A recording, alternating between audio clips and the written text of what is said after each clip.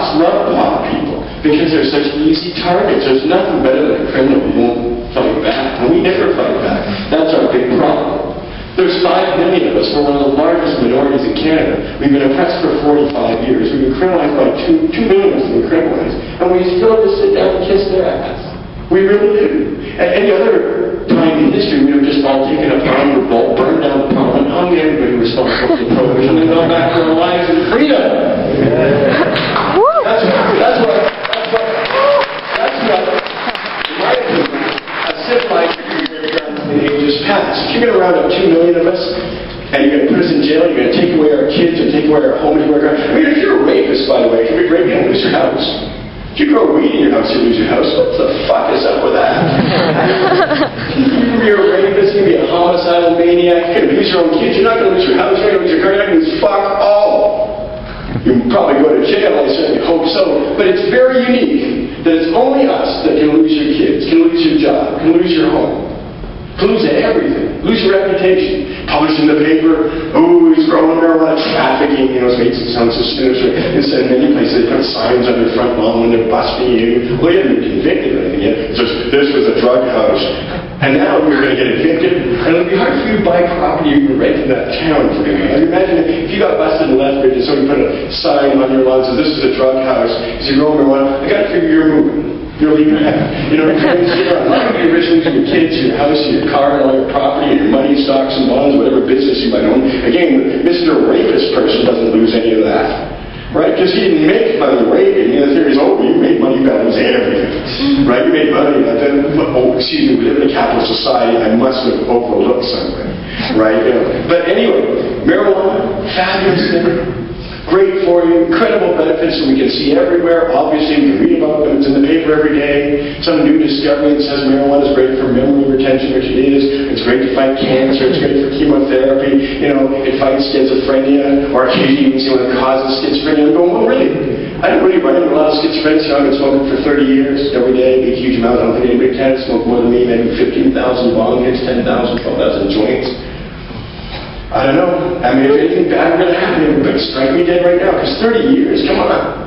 I've been smoking 2 packs a day of cigarettes for 30 years. I fucking look like some wheezing, dying, ready to kill another person.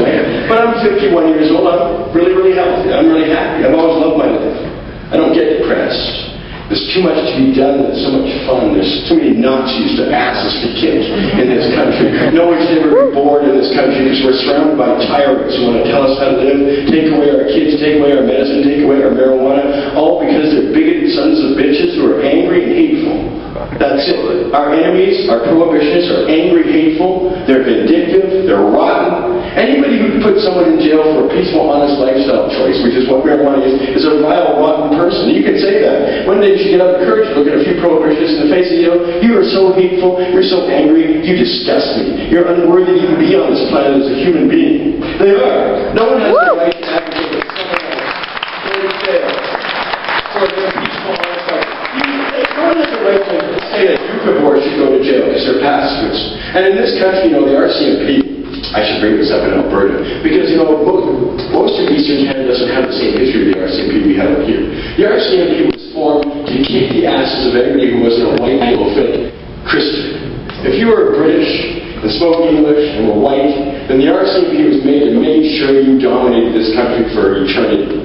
The RCMP in the past 70 years has basically put their boots to Germans, Russians, Italians, French, Métis, natives, Doukhobors, Hutterites. Every single minority that exists out west has had their ass kicked by the RCMP at some time. The RCMP is a standing army and occupation force that was formed deliberately to suppress dissent in the west. In the eastern part of Canada, we had the Dominion Police, and they only emerged in the mid-40s with the RCMP to become the dominant police. And Ontario and Quebec have their own police system, so they don't have the experience with the RCMP that we have out west. The RCMP have always been trained to go after socialists, trade union workers, anarchists, Germans, Russian, people of all ethnic backgrounds, natives, Métis. Their job was basically to oppress us. And now, because it's uncool to oppress people if they're Jewish or Hutterite or Doukhobor, they oppress the people they can. For a while, they they were doing horrible things to, the French Canadians in Quebec during the 1970s. Bombings, impersonations, subversions of the legitimate political process. And then later on they worked on homosexuals in the 60s and 70s, trying to subvert them. And the only people left who have a political agenda that is unfulfilled, who are clearly persecuted, who've been victimized for 45 years, who have a legitimate claim to compensation for all that's happened to us, is the pot people. And that's why we have a record number of arrests in this country. Even though we've had 45 years of prohibition that doesn't work, that creates violence everywhere in the world, that causes our young people to join drug gangs because the profits and the money is just irresistible. What 18-year-old can possibly resist? You know how young people are with their running shoes and their coats and their jackets. And let's face it, everybody who has drugs, who's a drug dealer, has girls. They all have girls. Every drug dealer you've ever known has got women. And when other young people see that, man, he's got girls, he's got women, he's got drugs, he's got clothes, he's got a car or a motorcycle, he's living large. I'm working at McDonald's making $8 an hour. Like, what's fun about that, they're going to say. And it's true. So we have tens of thousands of young people being lured into a world of big riches and danger. Big danger. Because where there's big illegal money, there's going to be violence, and there's going to be police, and there's going to be the prospect of jail, and there's going to be all sorts of bad things that prohibition causes. And you've got to ask yourself, well, politicians must know this. Politicians must know prohibition doesn't work.